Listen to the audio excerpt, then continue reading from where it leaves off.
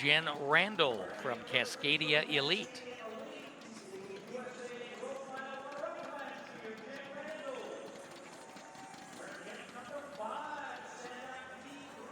Emily Pomainville from Cascadia Elite.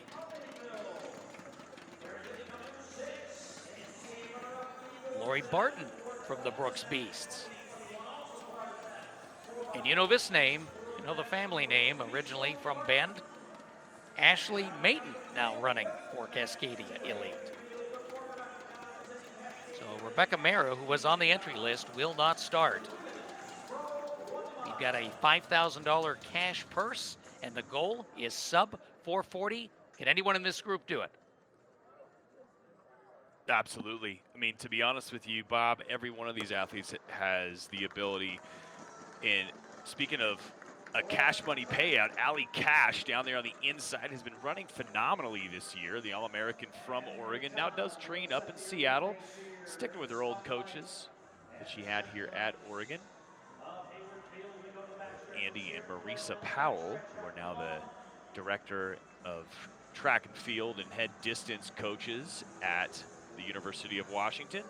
And this to the front is Ashley Mayton. Mayton looking like maybe perhaps given the nod to do a little bit of pacing, and right on her heels then is Nia Akins, classically an 800-meter runner, as is her Brooks Beast teammate Lori Barton. But Akins has definitely done some miles out there before. And of course, Jenn Randall, her bona fides are as the U.S. road mile runner-up last year. So Mayton still in the lead. Jenn Randall, and that's Allie Cash in the white over black. Right behind her, Nia Akins and her teammate Lori Barton, both in the yellow tops. 67-ish. We had to look at kind of back behind the start-finish line to figure out where the first 400 meters, or should I say quarter mile, were.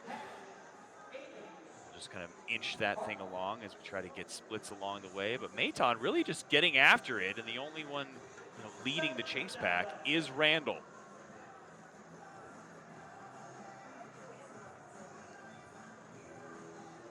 Nothing changing here. Nice little pace line with Mayton. A familiar place for her, though this is the new Hayward Field, not the Hayward Field that she graduated from as a University of Oregon athlete herself. As Bob, you mentioned, a whole pedigree, family members, her brother being a sub 4-minute miler as a prep, did it right here at Hayward Field.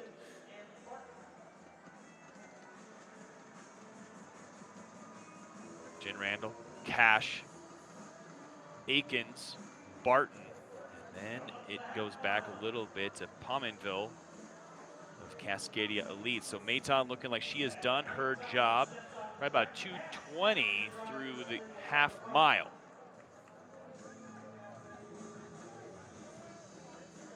So what'd you say, Bob? Can they get under 440? Well, they're 2:20 through the half, so I think they're putting themselves in about perfect position here to close well. As we saw in the previous races, the negative splitting on that last half is definitely possible. So let's see what Allie Cash is capable of as she has taken over leading duties from Jenn Randall.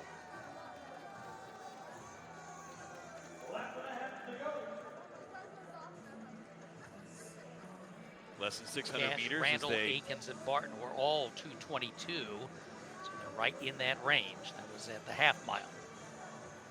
That 222 mark is actually a little bit longer than that. We had to go a little prior to that. So the 222 is at the 09. So it's a full lap after they'd completed a full lap, if that makes any sense.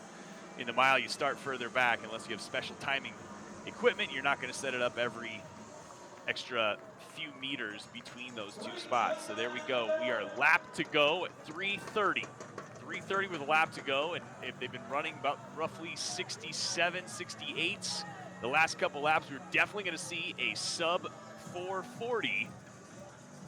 Allie Cash leaving nothing on the track.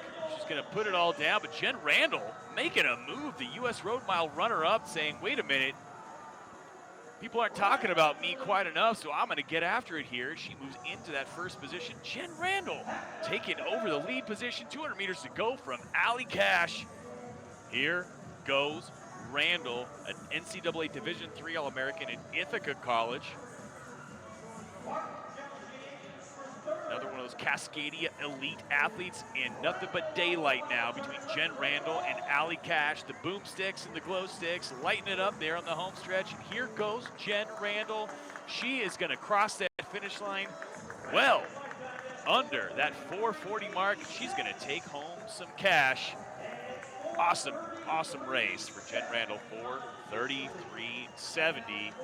A 63.78 in her final 400 meters. And the top three all beat 440. Randall, Barton, 435.88. Cash, 436.33. I was so focused on Randall up there, Bob. I wish I actually would have paid attention to Barton, because no doubt if she finished third, then that means she had a great last 300 meters, given that she had been sitting in about fourth or fifth position. But there's your champion, Jenn Randall. See her coming down the home stretch here. You see Barton actually making the move in the far left there. She tried to get up on Allie Cash's shoulder.